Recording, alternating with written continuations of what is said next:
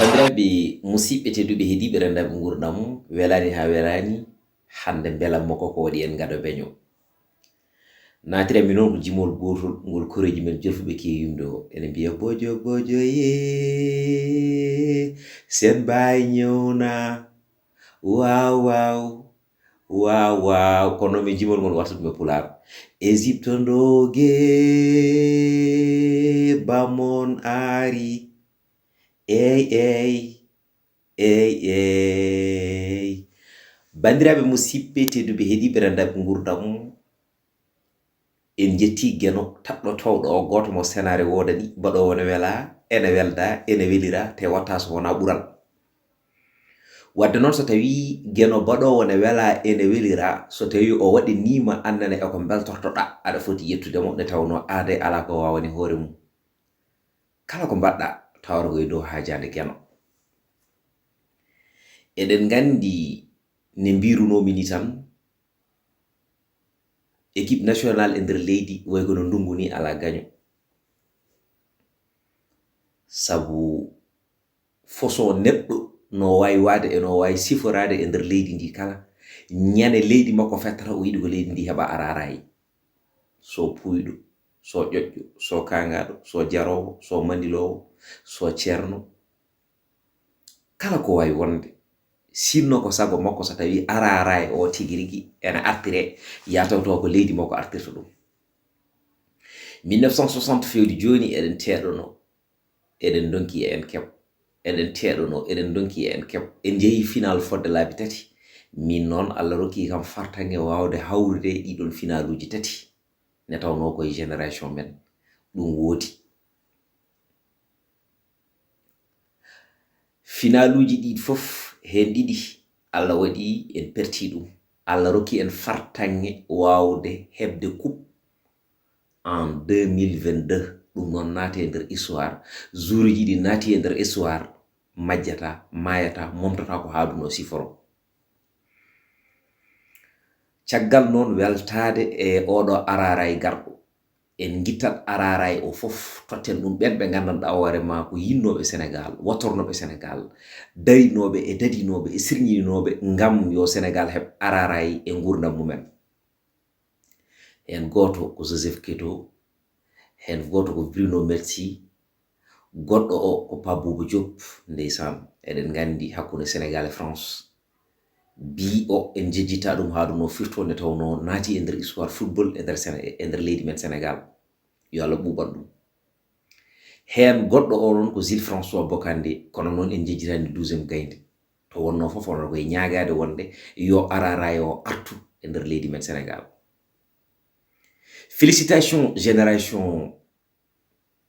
2002 kono kadi félicitations e nder oɗo génération mo gonɗen ɓe gandanɗa hoorema ko Sadio Mané e dendagal kala yaadiɓe mum bandiraɓe musidɓe oɗo coupe d'Afrique wonko wawi jangguinde en ko heewi kono noon ko ardi eɗen garta e jangguin o alay saago kadi mbiyen félicitations président de la république Macky Sall ne tawno kala président ene yiɗi so tawi équipe nationale yalti ena adda hokkama araaray leydi ni ala ko heddi so wona moni kala ne teɗono artira coupe ne tawno ene jeeya eko markata histoire mum kañum oɗon président wadde noon président Macky Sall Allah rokkimo wune emin mbiya ya jogoro jaam jimowo ko yimɓe ko gonga woni Youssou Ndour o wi ko football wawi rendinde wallahi ko football wawi rendinde hande tan jiyata ɓe gandanɗa hoorema hayso tawino wonde so jiidirino ko puftali so jiidirima ko ɗurnali jomumen ene maɓɓodira hande natata e nder leydi ndi a anda o ko joola a anda o ko séréer a anda o ko bambara a anda ni yoga hen supporte neɗoma so tawi ko arani en e nder oɗon tuma goto fof mo jiiɗa nana sumba ene sadio ko araaray leydi ndi woni drapeau leydi ndi ko ɗum woni tigirigaji ko hollirta ɗum woni ko ɓornoto kadi ko ɗum woni ko weltorto wadde noon dañde araaray ko hunde welde artirde kuɓɓe nder leydi mum ko hunde dahmude yo Allah waɗani en ni ko heddi ko Sénégal ene mériti coupe ko adi hande, kono noon neɗɗo ne eɓɓa geno ko kañum haajata. Fodore nde ko joni ari, ko joni geno rokki en fartange wawde hebde oɗo coupe. Kono noon ko wasiyade bandiraɓe ɓe, belamma ko gonga ene weli, kono belamma ɓurtuɗo ina wara. Wadde noon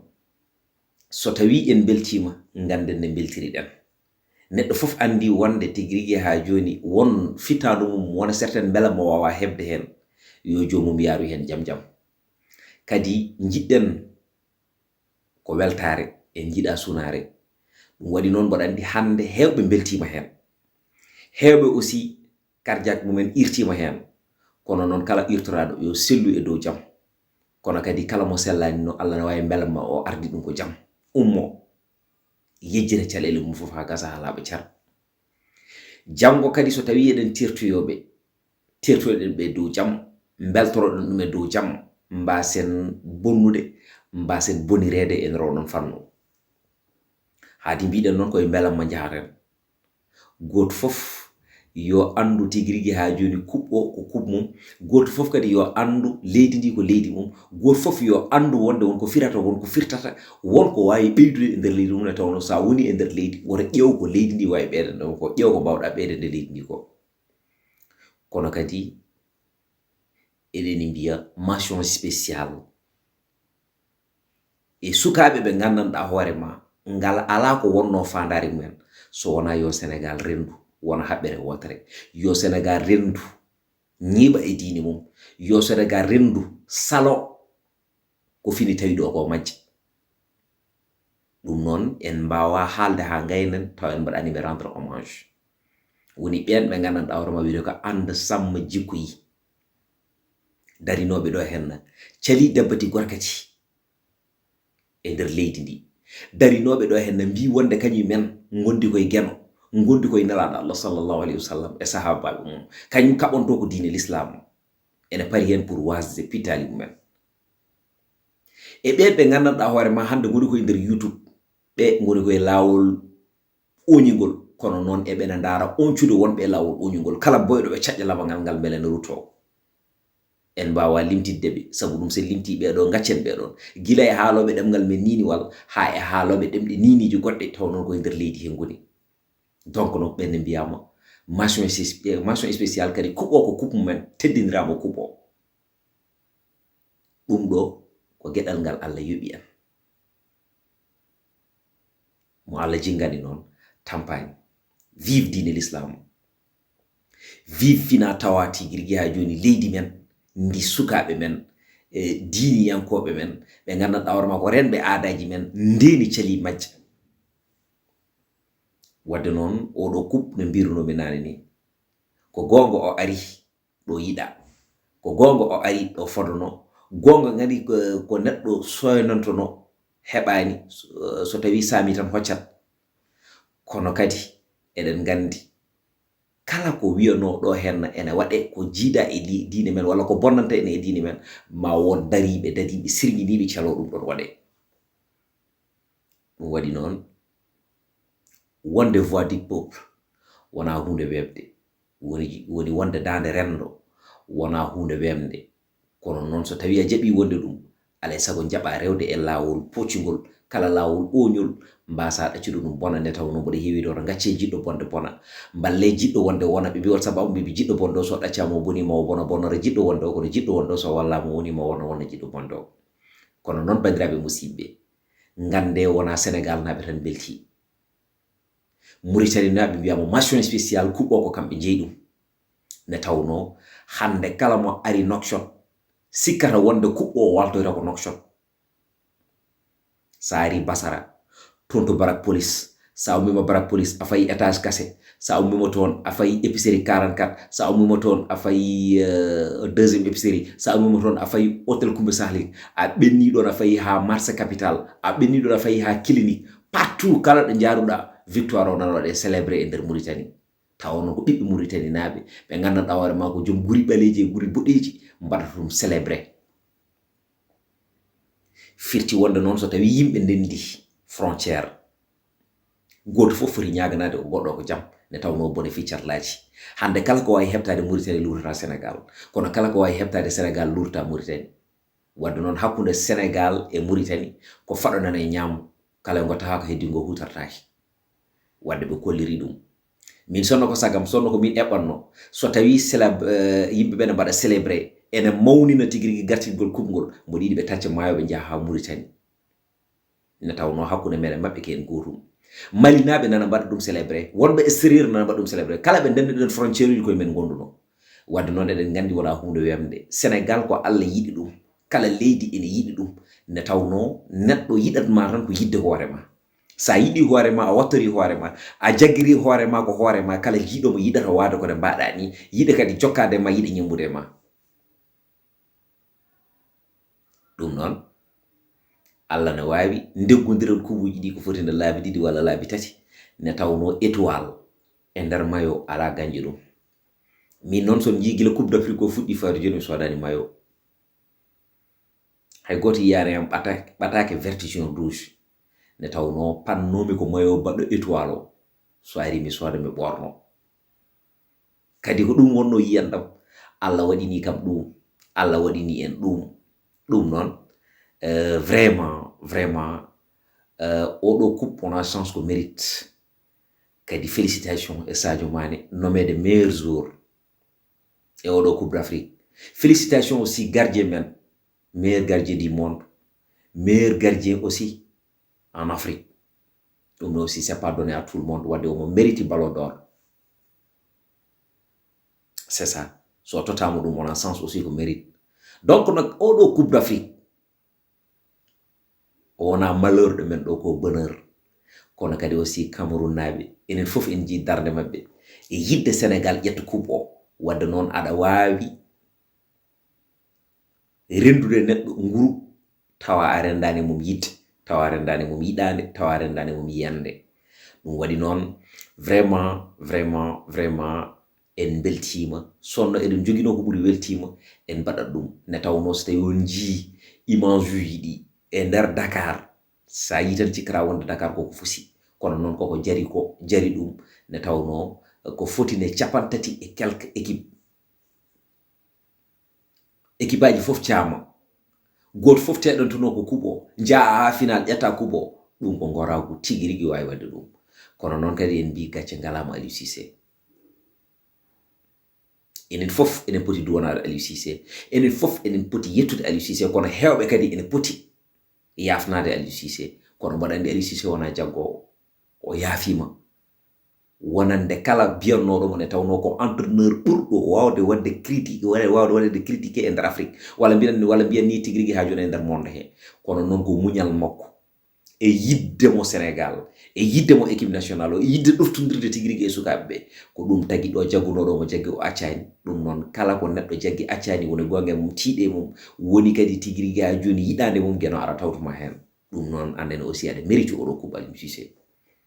El Hadji Diouf en Tony Silva en Fadiga en image uji baɗɗi fayida ɗi gandanɗa hoore ma eɓe jaggodiri ɗum ne kadi enen gandi vraiment ko hunde yonde ko hunde yuɓɓude ko hunde yomtude vraiment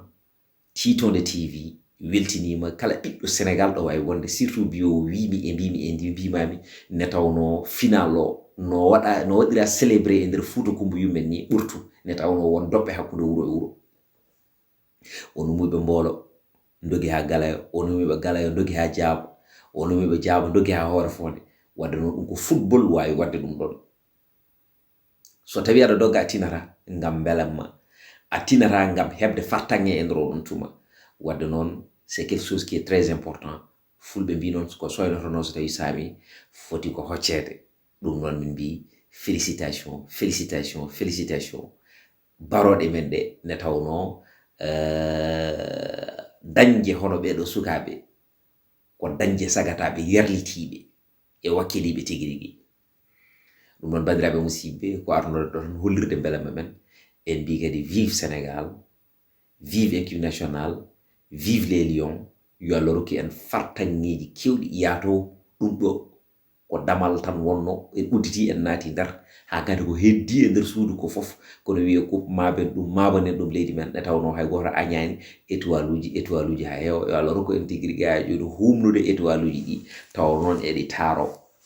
mbaruji ɗi fof no fotiri non bandiraɓe musidɓe tedduɓe heeɗiɓe ko belam moɗen gueɗa baño a weltima mi weltima caggal enen fof eɗen beltima mbaɗe partagé mbaɗon abonné mbaɗon like ɗaccon hen commentaire uji mon kadi ko yidde siftonorde on guiɗo mon sehil mon ɓinguel mon ene waɗe rendre hommage le 7 mai tonto 6 centre mo 1500 salle mo 1200 place o ɗi moins waɗata ɗum noon ko guépart marketing événementiel ko mi woni ambassadeur mabɓe neɗɗo noon no wawi liggodirde neɗɗo taw ittanani ɗum gueɗal rokkani ɗum teddugal eɓe mbawno teɗanade goɗɗo ne tawno won ɓurɓe mi hatojinde hen kono ɓe mbi cigui rigui ko DJ du ɓe jiiɗi wadde rendre hommage toon to 6 salle mo 1200 place ko fulɓe mbawi ɗum ko 7 mai so Allah hollanto jaaɓi taw noon joueur ɗum ko rapport ngana Allah wawi wadde Allah waɗini en fartange